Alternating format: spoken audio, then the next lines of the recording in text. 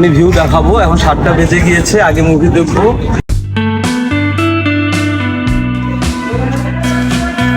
উত্তরায় magic movie theatre, fantasy আইল্যান্ডে movie theatre. এখানে তুফান মুভি দেখতে আসছি। এর আগেও আমি মুভি দেখেছি। পরিবেশ খারাপ না, মোটামুটি ভালো। তো এই ম্যাজিক থিয়েটার মুভির ভালো মন্দ সব দিক তোমাদের সাথে আমি আজকে শেয়ার করব তুফান মুভি দেখার মাধ্যমে। হচ্ছে ফ্যান্টাসি আইল্যান্ডের গেট, মেন গেট। এই 200 টাকা টিকিটের সাথে কিন্তু পুরো হচ্ছে পার্কটা দেখা, ভিজিট করা ফ্রি। লোকেশনটা অনেক সুন্দর, দারুণ। 200 টাকার মধ্যে মুভি, সাথে এই ধরনের দৃষ্টিনন্দন দৃশ্য কিন্তু আমরা দেখতে পাবো। ফ্যান্টাসি আইল্যান্ড উত্তরার অরিজিন থেকে এটা একটা রিসোর্ট টাইপের, মানে ফ্যান্টাসি কিংডম যেরকম ঠিক এরকম।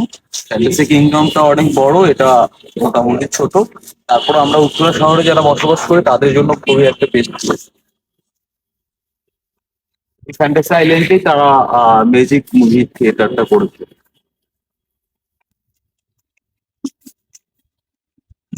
আমি ভিউ দেখাবো। এখন 7টা বেজে গিয়েছে, আগে মুভি দেখবো, তারপর পুরো জায়গাটা ঘুরে ঘুরে দেখাবো। ম্যাজিক মুভি থিয়েটার বলে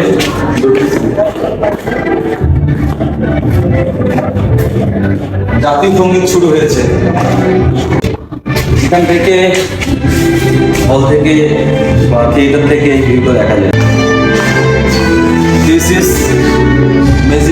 ম্যাজিক মুভি থিয়েটার হলে প্রবেশ করেছি। অলরেডি মুভি শুরু হয়েছে, মুভি দেখছি। ম্যাজিক মুভি থিয়েটার ঢুকতে গেলে সিঁড়িতে আমরা এই দৃশ্যগুলো দেখতে পাই, মোটামুটি ভালোভাবে সাজানো। আর এটাই হচ্ছে ম্যাজিক মুভি থিয়েটারের হল। দেখতেই পারছি সামনে বিশাল বড় পর্দা, আর হচ্ছে রেড কালারের চেয়ারগুলো ঠিক আমরা সিনেপ্লেক্স বা ব্লকবাস্টারে যেরকমটা কমফোর্ট চেয়ার পেয়ে থাকি ঠিক তেমনটা না। বুঝতে হবে ব্লকবাস্টারে একটা মুভি দেখতে গেলে 500 টাকা লাগে, এখানে মাত্র 200 টাকা, সেই অনুযায়ী ঠিক আছে। আর সবচেয়ে বড় ব্যাপার হচ্ছে 200 টাকা টিকিট প্রাইস, সাথে হচ্ছে পুরো ফ্যান্টাসি আইল্যান্ডটা ঘুরে দেখার সুযোগ। ফ্যান্টাসি আইল্যান্ডে প্রবেশ ফি সম্ভবত 100 টাকা, এছাড়া রাইডগুলো তো আছেই। সো সেখান থেকে 200 টাকা টিকিট প্রাইস দিয়ে এন্ট্রি ফিটা হচ্ছে ফ্রি পাচ্ছি। তারপর হচ্ছে মুভি দেখতে পারছি। আবার হচ্ছে চাইলে ইচ্ছে মতো ফ্যান্টাসি আইল্যান্ড ঘুরে ঘুরে দেখতে পারছি মাত্র 200 টাকার বিনিময়ে। 200 টাকায় আমরা যেমন মুভি দেখতে পারছি, আবার ঠিক পুরো এরকম ফ্যান্টাসি আইল্যান্ডটা ঘুরে ঘুরে চারপাশ আমরা কিন্তু দেখতে পারছি। ঢাকা শহরের ভিতরে 200 টাকায় এরকম সাউন্ড সিস্টেমে, এরকম পর্দায় মুভি দেখা যায় কি না, পুরো হচ্ছে সেন্ট্রাল এসি, সেটা আমার জানা নেই। আর এর ফাঁকে হচ্ছে যেরকম মুভি দেখতে পারছি আমরা 200 টাকা, আবার ঘুরতে পারছি। এছাড়াও চাইলে কিন্তু পরিবার নিয়ে এই ফ্যান্টাসি আইল্যান্ডে ঘুরতে আসতে পারো তোমরা। দিনের বেলার একরকম সৌন্দর্য, রাতের একরকম সৌন্দর্য।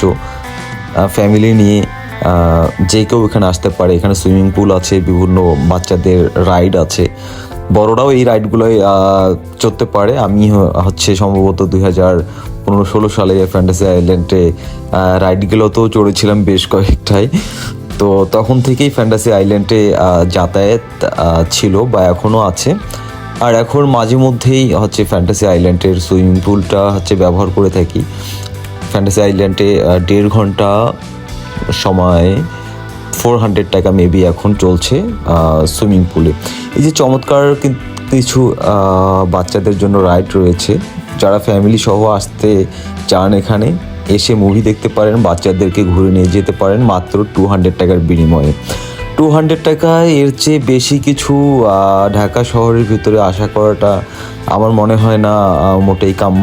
কারণ যেখানে হচ্ছে স্টার সিনেপ্লেক্স বা ব্লকবাস্টারে একটা মুভির টিকিট 400 টাকা থেকে 500 টাকা, আর এখানে 200 টাকায় আমরা এত কিছু পেয়ে যাচ্ছি। আর বন্ধুরা, আমার ভিডিওগুলো ভালো লাগলে সোহাগ ম্যামস চ্যানেলটাকে সাবস্ক্রাইব করতে ভুলো না কিন্তু। Thank you.